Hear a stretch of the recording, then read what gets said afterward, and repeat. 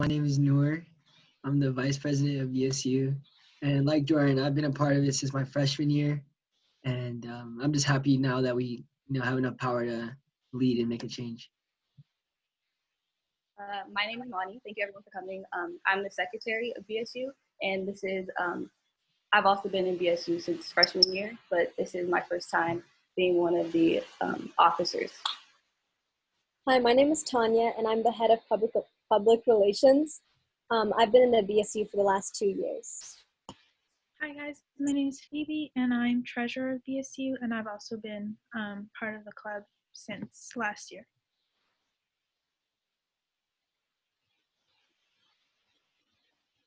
So I wanted to start with this image because this is I could find it very quickly online, and this is of the demonstration that's happened most recently in downtown San Jose. And I wanted to start a conversation and hear from each one of our members of BSU, for those that would like to share. Can you describe what this is about and what this means to you?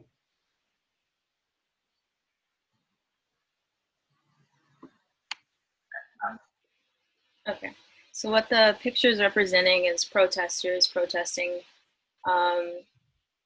currently right now for the life of George Floyd, but there are many victims of police brutality. And we want our voices to be heard. And what now I notice is that it's not only Black people fighting for this, now that it's a everyone cause. And I think the reason that our movement has gained so much appreciation in the past few days is because it's been consecutively 3 killings of Ahmaud Arbery, Breonna Taylor, and George Floyd. So I think that people are starting to realize the harsh reality that we live in right now. To add on to what Jordan was saying, something that caught my eye by looking at like this photo in general is one of the signs that says we're not trying to start a race war, we're trying to end one. And that's really powerful because of the fact that now that we're addressing a lot of the racial issues that's going on in our communities and just America in general, a lot of people who, haven't really been exposed to any of it think that we're instigating a type of war between, different races, but instead we're just addressing the problems and trying to fix it. Similar to what Jordan said, I see a lot of people of different colors, different ages, and it's a really beautiful thing to see everyone contributing to the movement because it's not just an issue within the Black community, it's something that's affecting every community in America, and it's an issue that we have to address as a nation together. This isn't a political issue, it's an issue for all of us to take dear to our heart, no matter what community we are in, because it's something that we should all stand up for. Yeah, so like even if you might feel like it's not your problem, everyone can contribute and just help and try to educate everyone and protest. So speaking of the word education, we're obviously a preparatory school and involved and focused on education. Is there something from this protest that we could use to further educate ourselves for those of us who are still learning to understand our impact in the world? I think the most important thing to learn from this movement right now is just empathy. And you don't really have to agree in all the things the Black Lives Matter movement agrees in and pushes forward, because I know there's a lot of issues and arguments that spur up in that. But I think the main thing that people can all agree to have is empathy. Not only sympathy, but empathy. And I want to add on to what Jordan was saying, like, normally like in education, when it comes to schooling, like you can understand, like people can understand different concepts and different like things, but when it comes to like different personal experiences, they're just people just have to understand that sometimes you're not gonna understand, just because of the fact that you were born in a different place, or you don't have the same, you don't share the same experiences. So like Jordan is saying, like being able to empathize is like the best that people can do to try to educate themselves. Yeah. Another form of education that all of us have been partaking in is using our social media platforms to raise awareness about the injustices that are going unseen by mass media.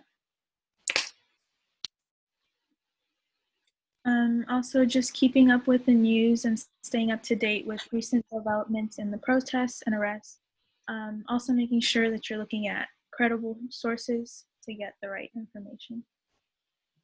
Yeah, a big emphasis on doing some research for your own, because not everything is being portrayed in the news and not everything is being spread in the media. Just like there's so many more names in addition to Ahmaud Arbery and George Floyd that are not being recognized, some hashtags that are not going around. So it's just really about wanting to be aware for yourself and to want to educate yourself so that you can contribute to the movement as effectively as possible. There's anger in this protest. Tell me more about the anger, either that you are feeling or the anger that the protesters are expressing. There's anger all around. There's anger, as simple as expressing and trying to educate people as well as grieving on your own. There's anger in having to ask people to sympathize and empathize for you.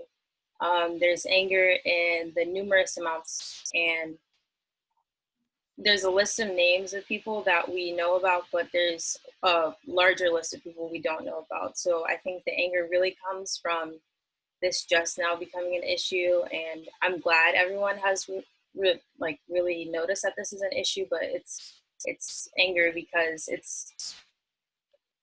I hope this doesn't turn into a hashtag that's used for a week again. Yeah, exactly. And it's like, people are angry because this isn't the first time this has been happening. And just after what happened with George Floyd, it was like, it really acted as a catalyst just for more people to start really, taking action, because, this police brutality and just the death of Black people unjustly has been happening for years, decades, and even by the police as well. So now that we're, as social media moves on, we're able to, spread messages much quicker than back then. People are starting to realize that this isn't okay and starting to get angry about the fact that the government isn't really doing anything.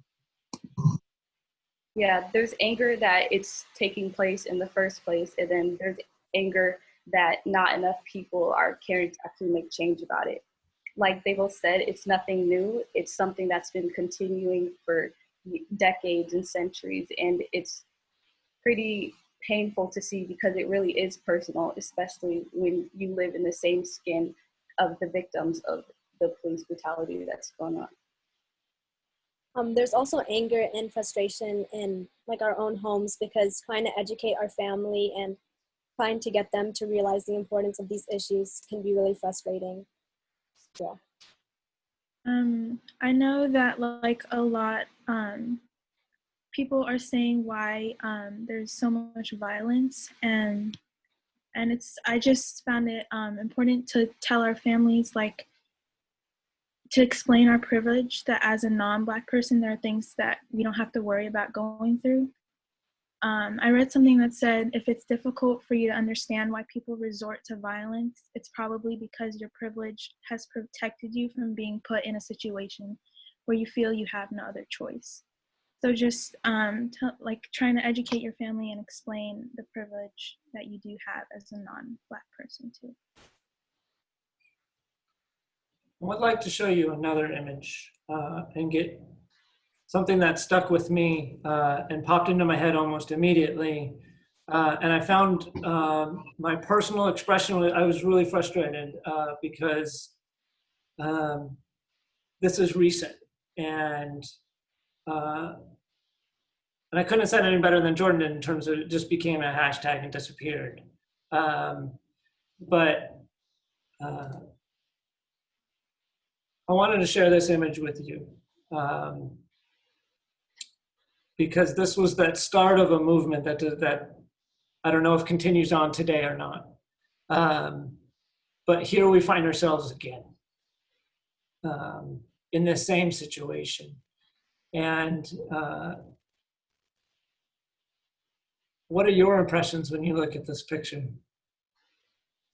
When I look at this picture, I see a peaceful protest, and to me, this protest, it had no issue with it, but the thing that frustrates me the most about this image is how other people see it, and the way they see Kaepernick is unpatriotic and un-American. But they don't really dig deeper into the meaning why he's kneeling down, because if you simply look further into the national anthem, there's a verse that was taken out about catching slaves. It's so much deeper than just kneeling during the national anthem.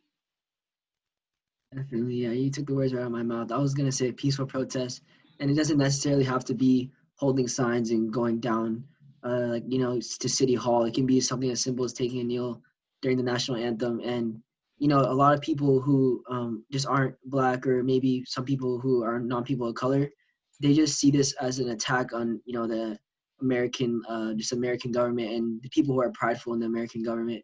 However, if we look back, like Jordan was saying, like there was slavery going on and different things. So, some people who don't support that get attacked, and simply kneeling down during the national anthem is, to me, is a peaceful protest.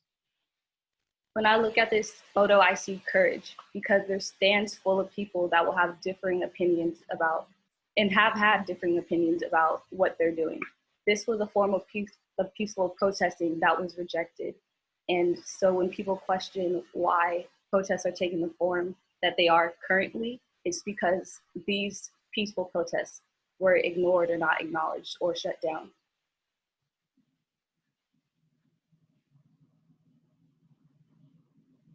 So why didn't we listen?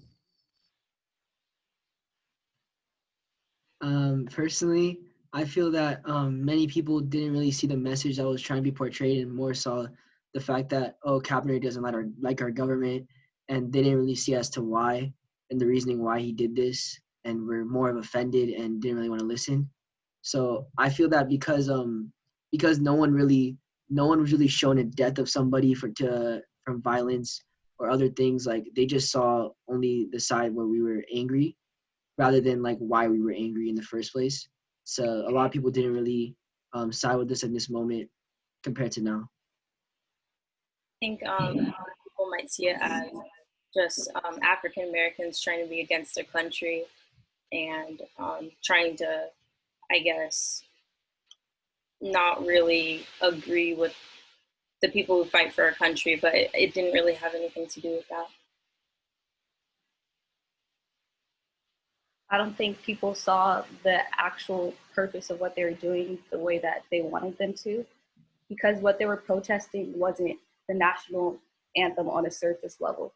There's racism and discrimination all deeply embedded into the justice system in the United States and the United States as a whole, which is why it might have not been seen the way that they wanted them to.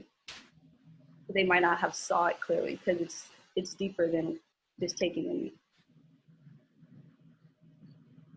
One of the staff members helped me out is Ms. Gordon-Reska, and she has been monitoring the chat, and we encourage all members to put questions in the chat as we go along through this conversation, because it is as a community that we will improve. Ms. Gordon-Reska, do we have any questions yet? Yeah, Kavali wanted to know if people agreed with taking a knee during the pledge. Yeah, in my personal opinion, I think it's okay to do that, to show that you're unsatisfied with the government and what's been going on, and the absence of action with the government. So I'm definitely not against it, and I support anyone who would take a knee during the national anthem. Before I agreed with the movement, but I was a little skeptical because I didn't want to do it myself, but I had full support of it. But I don't know if I would stand in a classroom with white students and other students and do this, because I didn't want the attention to be on me. But now I think, given everything and for people to see the issue, I agree with the movement. Yeah, I agree with Jordan, and I relate to the fear that she had about really doing this publicly, even though we had a belief in it. But I think the protests have shown us that now we can't be afraid anymore, and that we have to be the change, and we just have to take that step to cause it. I Yeah. would also agree with taking the knee at this point, because now is not the time to silently be not racist, but it's to be vocally anti-racist. Especially because of the fact that it was peaceful, but also powerful. Exactly, yeah. And it's you know, a lot of people are complaining about the violence that's been occurring along with the protests, but this is just taking a knee during a national anthem is the, you know, the most peaceful thing that anybody can do. Yet the people still complain about it because they thought it was like Miss Wall even said, it's unpatriotic and just stuff like that, you know. And it also shows like an athlete using his platform to the best of his ability, so many people could see this movement. He paid a sacrifice for making his stance. He did. He lost his job. I'll show you one more picture, I think. We're getting a little closer to home. You guys participated in an Aquila article, and I stole this from from Instagram because I learned how to snap a picture. What was it like to be able to share your experience with the Aquila writers and to be as honest as you were, knowing that this was going to be posted out in the world? It felt good to have a voice. I'm sure the Aquila was planning to write, but I was kind of waiting for someone to at least speak up on the issue. And I was glad that they were able to reach out to us. And, I was nervous to talk before we were interviewed, but I think it was a good opportunity to share a voice. And the most stressful part of it really is that the whole UPA community is going to hear your voice, and they're either going to agree with you or they're not. And there's a lot of backlash that can come with that. And I know Imani and I have received some backlash from it, but it's a great opportunity to share our voices with the community. Yeah, it was actually very nerve-wracking in the beginning. Yeah, it was just like, to me, it was like a moment where I felt that I didn't have to censor myself, even though I knew it would be published. And most of all, I was just kind of scared to see the reactions of some people, some of my closest friends at school, even outside of school, who read the article, just to see, like, you know, if they would agree with what's been going on, because I haven't really talked to them about it personally. So it's just kind of nerve-wracking and scared to see, like, would they agree with me? Would they not believe me? Would they not, you know, just different questions that that come from the anxiety of all of it. It was a beautiful feeling to be heard, but there was some sort of like cautiousness before the interview actually happened, because like Jordan said, even prior to being given the opportunity to talk and to speak on things, we had received backlash for expressing like what we were feeling and informing people just simply on an Instagram story. So putting out a full article, there was a little fear and hesitation to that. But after we actually did it, I felt really empowered. And it was a good feeling to know that people actually cared to hear what we wanted to say.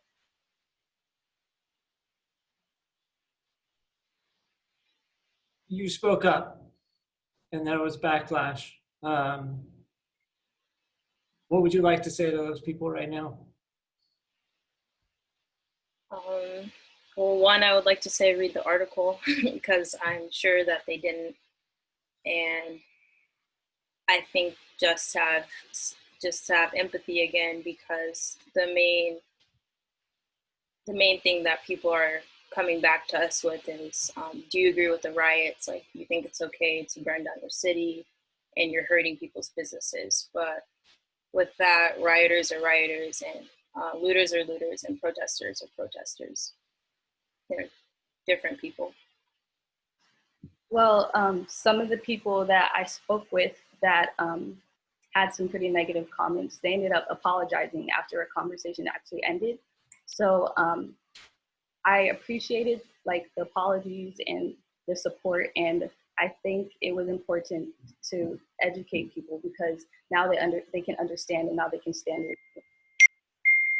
And I was actually fortunate not to talk to anyone too negative towards the situation. But I actually did have a lot of personal talks with people who kind of had a different perspective on everything.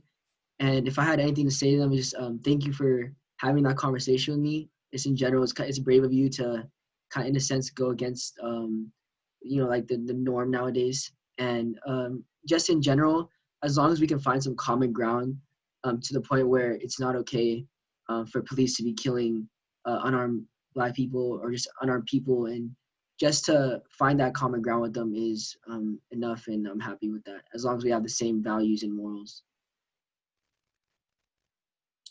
Laura, do we have any other questions? Yeah. Betty wanted to know, what do you want readers to take away or learn from that article? I guess I would like students to know that your friends, like you have friends at the school that are Black and we're struggling. We might not speak on it every day, but these are real life issues. And I think people are just now noticing these issues, but it's important to them to know that we're a part of the community and this happens to us too. So just like, I guess, have a perspective, think about what you say and how it affects other people from their experiences. Yeah, and from reading the article, I just want to tell them like just see things from the eyes of like unbiased viewpoint, regardless of your biases, and just read and just like really see and analyze like what everything's talking about.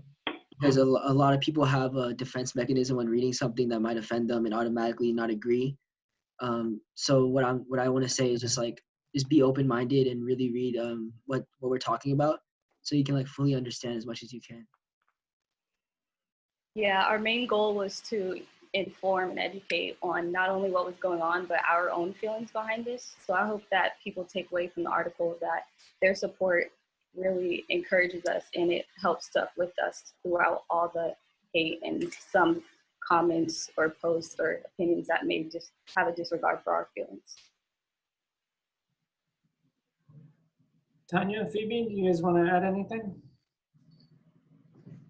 I saw one of the questions that Mr. Dillon asked in the chat that says, what would you like to tell the students at UPA and what would you want them to do to help? So I just want to say that as a non-Black person of color, I know that it can be easy to forget that we have a role in the movement and that like the people around us, such as like family members, might not value it as much as we do. So it's really important that we make sure to talk to our family members at home and call their ignorance out. Usually it's really hard to have these conversations with our family because we don't want to, these are usually like polarizing topics. And just start small and just try every day. Even if it feels like you're not making progress, you might not notice the changes it makes in your family's heart. Yeah, so when talking to them, just try to create empathy and stay committed to having these conversations. It might be easy to just say, my parents might not be, but at least I am anti-racist, but it's important that you help the people around you understand.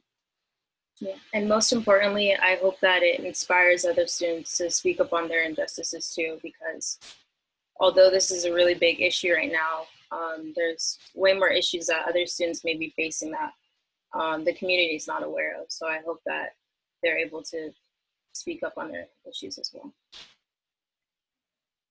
Yeah, definitely, because of the fact that sometimes a lot of people, like some people who are your friends aren't my friends, and so they don't really listen to me or granted anyone else except you. So for you to extend that olive branch to them and really talk to them about what's been going on is very different than me talking to them about what's going on, like I said, with the whole defense mechanism and not really understanding. So sometimes things come better and more understanding from you than it would become from me. So definitely just educating others. Were you guys prepared either because you did a video as well. So this is your second news feed, I think in 2 days. How did you prepare yourself for the fact that this might distance you from family members or friends, and that might be a cost, and or was that not a factor? I definitely thought about it personally when like speaking out, because I've been speaking out on Snapchat and on Instagram about these things, but I realized, you know, like it doesn't matter what the cost is going to be, because if I'm not going to be able to speak my mind and really let others know how I feel, then I'm not really being myself in the first place. And if they're my friends and they don't accept that, then I don't need those type of friends. And yeah, so you know, this is like those types of things where the ones who stick with me after this, that's how I know they're really there for me, rather than the ones who were just there for along the ride. For me personally, I kind of jumped right in, and I didn't really think about how what I said or how my opinions would affect my relationships with my friends or family. I just knew that the cause was too important to be afraid of speaking about. Luckily for me, I had the privilege to not be able to really worry about that, because at least in my close circle and my friends, I know that I have people that are going to support me and support what I believe in. And especially it's really helpful for me to talk to my sister, who's really really feels passionate about this topic, and for us to like collaborate on our ideas and see what we can do using our social media platforms to better educate people and ourselves.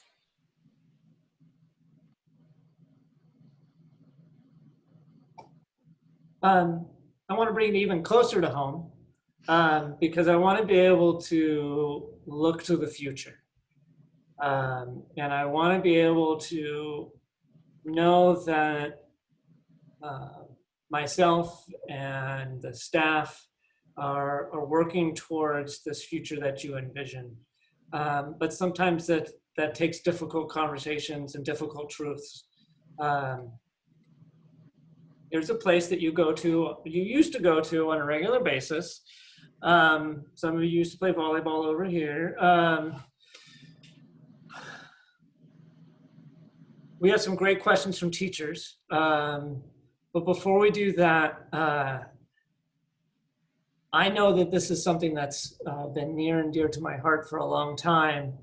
But I still feel like the more I know, the less I understand.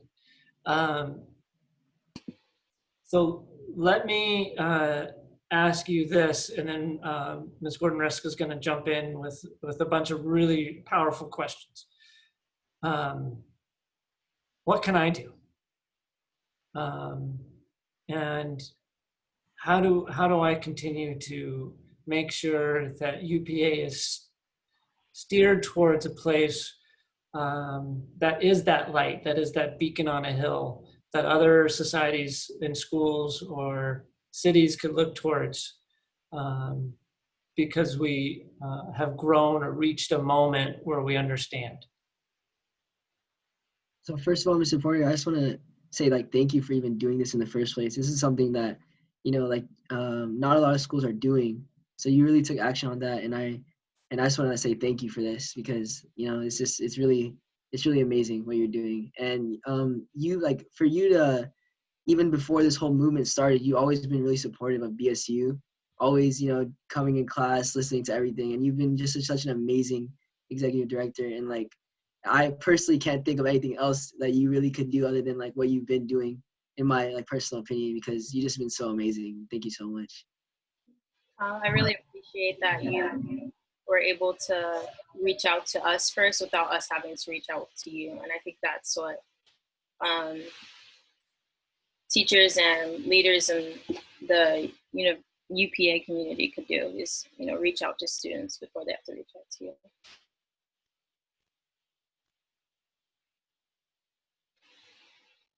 Okay, Ms. Gordon-Reska, I know you've got some amazing questions. So we have a couple from our faculty. So Mrs. Moore and Mr. Guevara, they want to know, what can the teachers and the staff at UPA do to support you and this movement? And how could a teacher or an administrator help you have hope that society will say no more? Well, first, I think it can be an issue of just education, because I think with the school, especially in like history classes, we learn a lot about white history, you know, but we don't really learn about our history. And I think that's what causes a confusion with students as well, is they don't really know where these things come from and these concepts come from. So as simple as explaining what's going on in the world in a daily basis, I think that's really helpful to students, because like I know we've had a school walkout nationally before, like that was really helpful, and I wish we could have things like that too, like a moment of silence for the victims. But I think it's just to tell the students what's going on first of all, because there might be some students who aren't informed. I agree. Letting the students know what's currently going on is really important. Like I know once the quarantine had started, there were assignments in some biology classes and medical interventions regarding coronavirus and other current events that were happening. So it would be really supportive and helpful if we could be educated in things that are currently happening in history, like the Black Lives Matter movement in our history classes. Not even just in our history classes. I feel like in one of my English classes, in Miss Aquino's class, sometimes on Mondays we would take like the first like 10-15 minutes out of our day just to watch like a video that recapped some important events of the week. And I think that really helped me stay informed on the world's events. And that would be a good way to educate the students. Something I really appreciate is over this quarantine, my English teacher, Miss Longai, we had to read about what happened to Ahmaud Arbery, and then we had to articulate on it and write about it in journals. And I really appreciated that no one had to reach out to her to speak about this issue, and it came to us. And definitely, it can be something like us for staff members at UPA. It can definitely be something as small as a conversation with one of us or with anybody really in the class, because it really goes a long way. For you guys wanting to know more in general about the whole movement and what's been going on, and just wanting to be informed and having that, like the curiosity and everything like that really goes a long way with me personally. Yeah, even as simple as like getting an email from some of my teachers this week, like it helps with their mental health as well, because even doing assignments, this is finals week, and it's stressful. It's really stressful having to come with everything and try to speak on this issue and also try to do your work, and it's hard to focus on have your teachers reach you.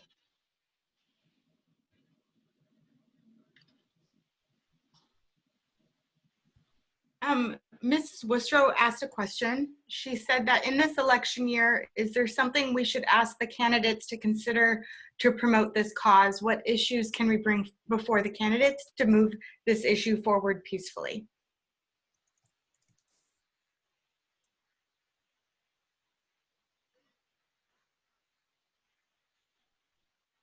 I think Rereading the question.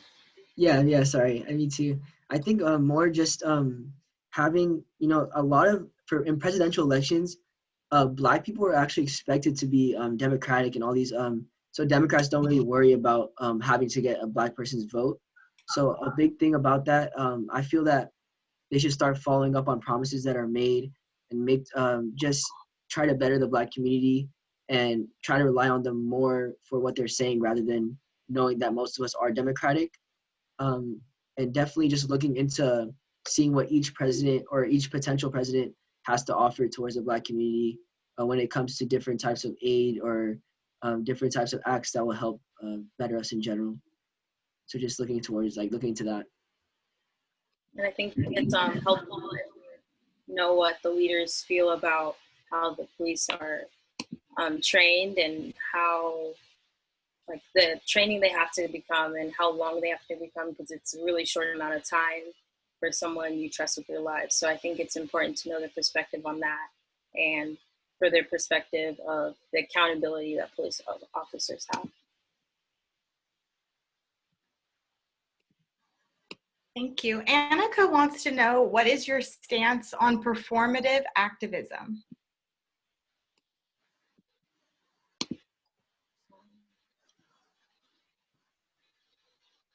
I'm going to be honest. I actually don't know what performative You activism better is. explain Can one of you guys explain what performative activism is,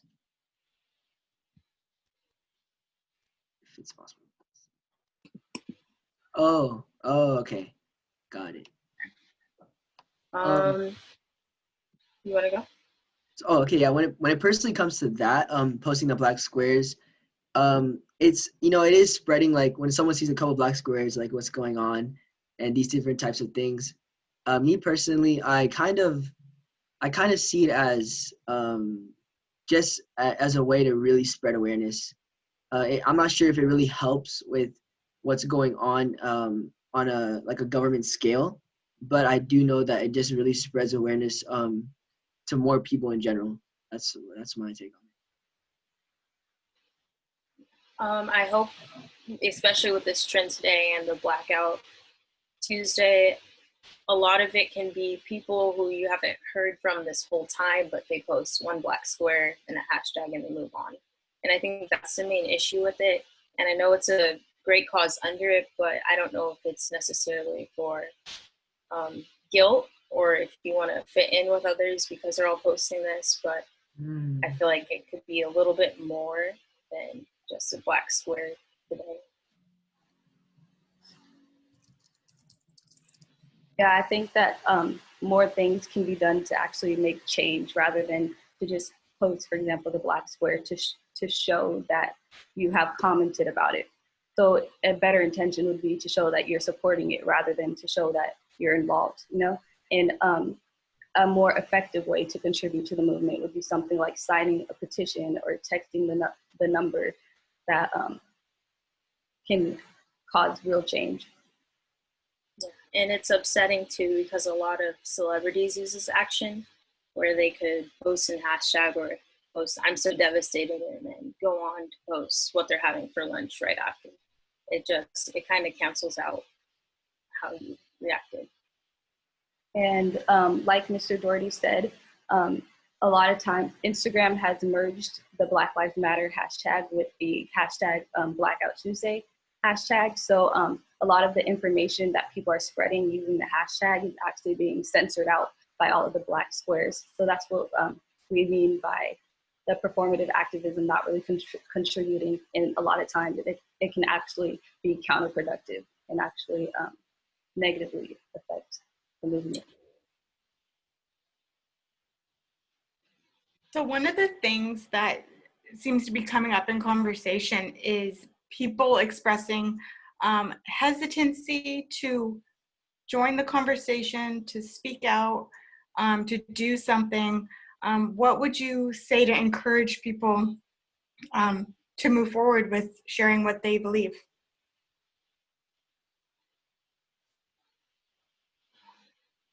I feel that just in general, sharing like what you think and what you believe really goes a long way, even if some people don't agree with it. And this is past just the Black Lives Matter movement. This is with anything in regards to what's going on in your home country or what's going on even in America, what happened to you. So that really goes a long way by saying what you mean, because when you look at somebody, you don't know how they think, you don't know what their political party they identify as. So that's something that you can't really assume. You more have to you have to more talk to a person about it, and just talking with somebody can really see what type of person they are. I think a lot of times the fear is overstepping. People don't want to overstep or come out too much with their privilege in the actions. But I think it's important, especially when you're not a person of color, to speak out on these issues, because a lot of times people want to hear your voice over ours, and we can't really change that right now. So in this moment, it's helpful for you to use your platform because your words have more power over mine, not necessarily true, but just how society works. And we have another question from Ms. Buensuceso. She's wondering, how do you think we should respond to the violence that has resulted?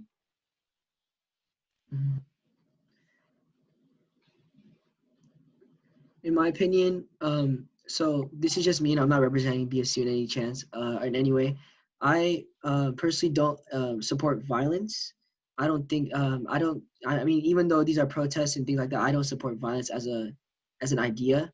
But when it comes to considering all the context of what's been happening, all the police brutality during peaceful protests, and all these different things, these are all independent actions. I don't it kind of bothers me when people associate the peaceful protests with the riots that's been going on, because it is something that the Black community has to speak for, even though people who are committing these acts of violence are both Black, people of color, and non-people of color, which are all committing these acts of violence. And it's sad that us as a Black community have to speak for all these people.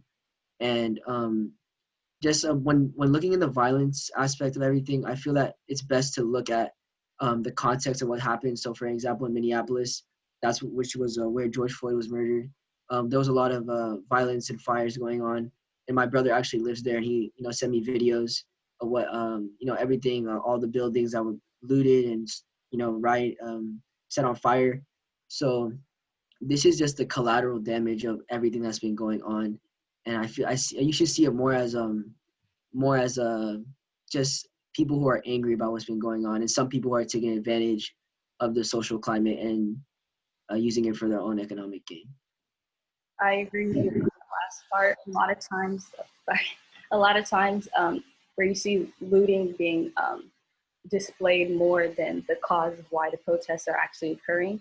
And one thing to be clear about is looting it shouldn't be directly associated with the peaceful protesting that's going on. That's directly about George Floyd and about the Black Lives Matter movement, because a lot of times the people that are actually looting are non-Black people of color or non-people of color, as well as some Black people.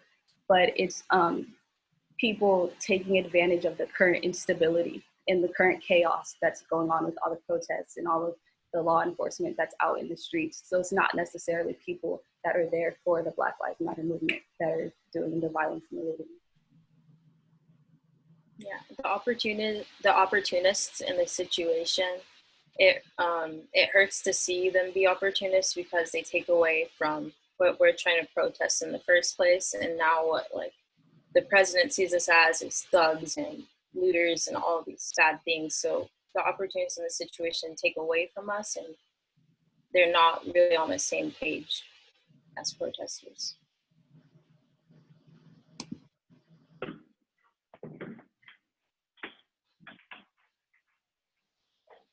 So we have a hand raised, so we're going to try some technology here. We have a Margaret Craven who has her hand up. I'm not sure if that was a technical glitch or if she has something to say, so we're going to check in with her. Margaret, are you there? I think it might be an accident. That's my grandma. All right, we'll move on. One thing that did come up before I move to the next slide was, and this is kind of a question that is kind of targeted towards Tanya and Phoebe. How do other non-white groups participate in this event, in this movement? Because so much of the national conversation is centered on specifically Black and white issues. Yet, if you're growing up Hispanic or any other non-white culture in our country, you're experiencing many of the same issues of discrimination. So how do we find that right balance to make sure that this addresses everyone? I think it's important to realize that we have to realize that the Black Lives Matter movement, and I mean the movement, has basically provided our own parents and people from our races with a lot more rights. And I know Phoebe has some more facts on that. Yeah, so a lot of the freedoms we enjoy today are credited to movements that African American activists made in the civil rights era. I know a lot of older generation Asian like parents and grandparents, they might try to say how they faced discrimination as well and overcame it. And it's just important that they understand that the Black experience was and is extremely different. And the discrimination that they may have faced will never be as severe and multifaceted as the discrimination against the Black community. Mm-hmm. It's important to make sure that our parents' concerns don't feel like invalidated by invalidating their experiences of discrimination, but it's very important for us to help them see the issues that the Black community is facing today and how they should be able to empathize with them. And that's where the struggle is.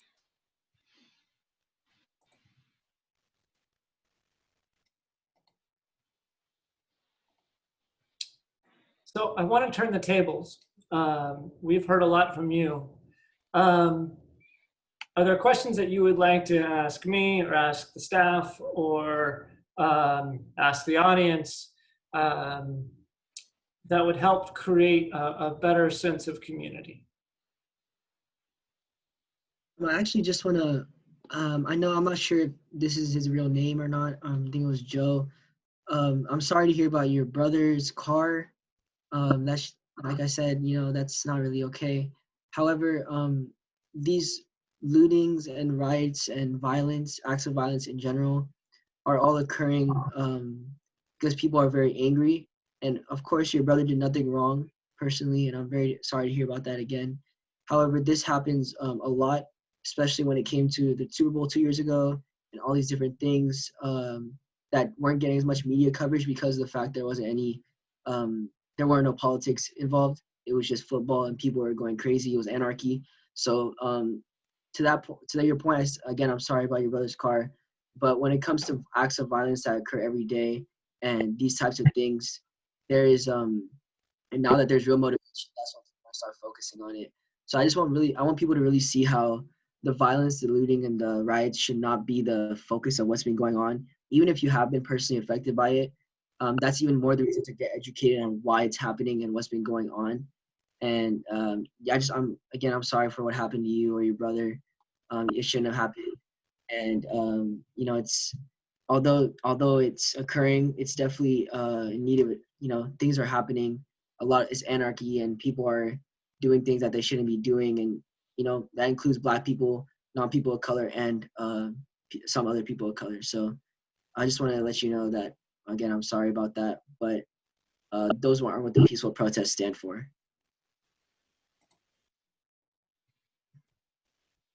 Can we boot this kid already? Is there any way to do that?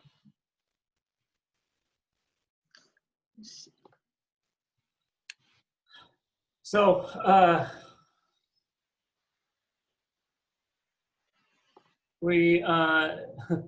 like to apologize for the chat. We removed a person named Joe. That's inexcusable, that language. And that is not in what we are about. It's I'm disgusted that came into our space, and I apologize for everyone. These are the realities that we are facing in this country at this moment. We are better than that. As a community, we have to rise above and see the power in people.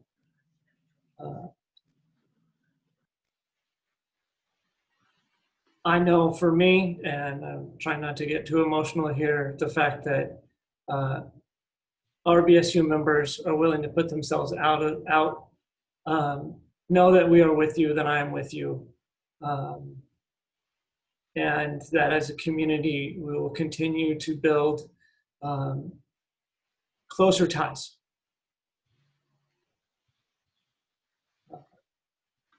I've got some really nasty words right now for Joe. And I apologize that he came into this to ruin this moment, because I really wanted, what I'm really hoping is that that the staff who are here today, which is just blowing my mind right now. And so if we can look past the ugliness just for a minute, right now there's 75 people in this space. And I had no idea how many people would show up. My role, I feel like, was to give you a space. That's the best I could do today, is to give you a space to speak your mind. For the staff that are here, they are people of action, and they are people that want to take the lessons from today and what they're hearing from you today to turn it into something powerful. What can we do every day to make sure that students who are not white are feeling that they are truly part of the UPA community?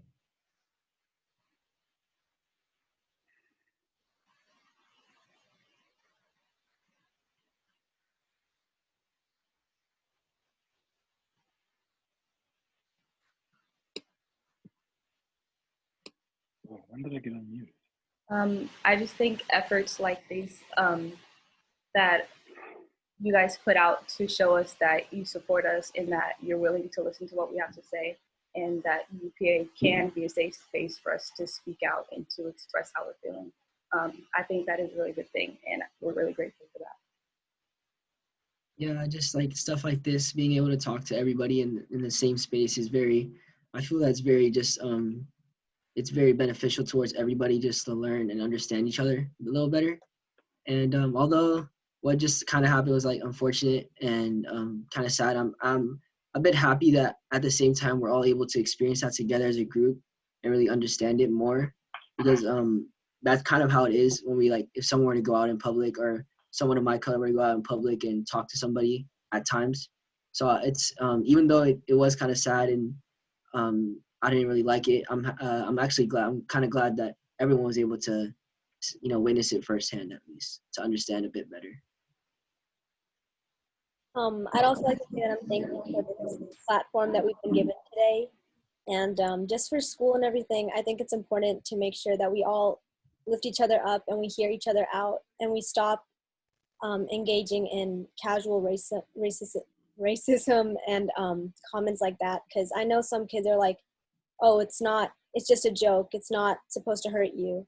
But these things do hurt, and it shouldn't be okay anywhere.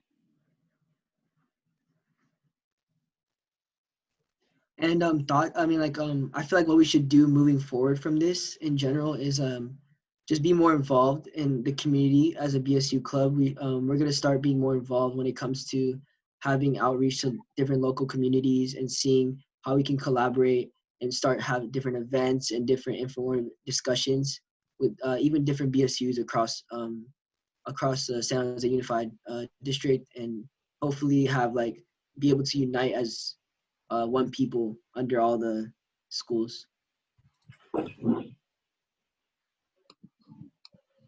We're not going to be able to finish as planned at this point. It seems like we have some people who are trying to disrupt the conversations.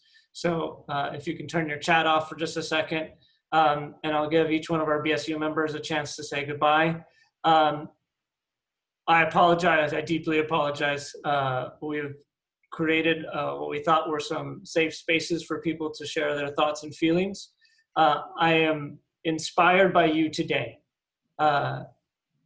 We are a better school and a better place because of who we are and because of the connections that we have. But we'll have to call it a meeting for today, and I guarantee you and I promise you that at UPA we will continue to foster a community where everyone is welcome and everyone feels safe to share their expression.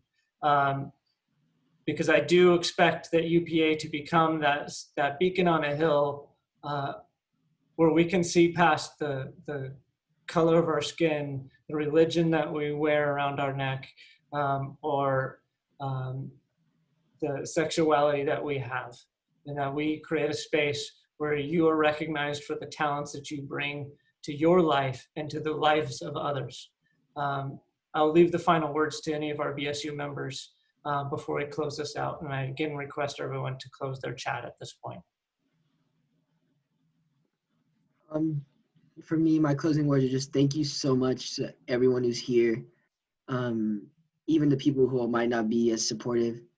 Just thank you for giving an example of a glimpse of what we kind of go through, and just in general, everyone who came out and support.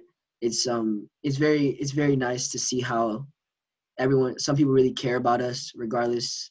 Even Mr. Porter, who's always checked in on us even before this, and I really appreciate everyone who's in this call.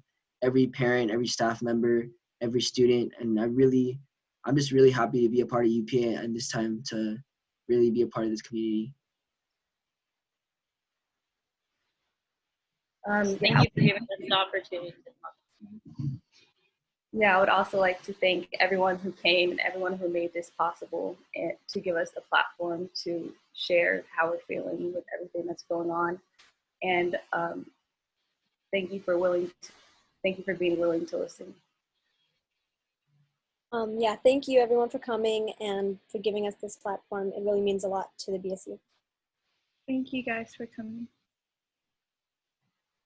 I'm proud to be part of a school that gives this environment to students who care about making sure that the students feel safe.